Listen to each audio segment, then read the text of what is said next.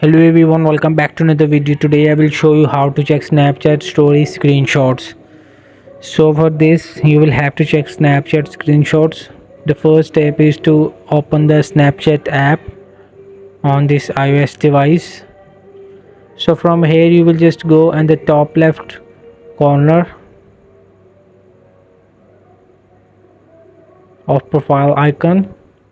So from here you will a little bit scroll down and tap to my story public.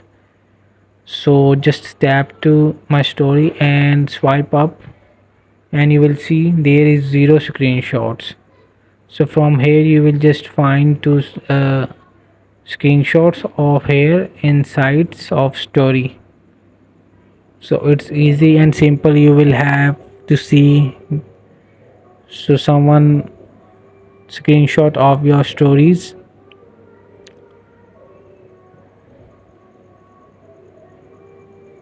So hope this video help you. Please don't forget to like and subscribe and get notified for more videos.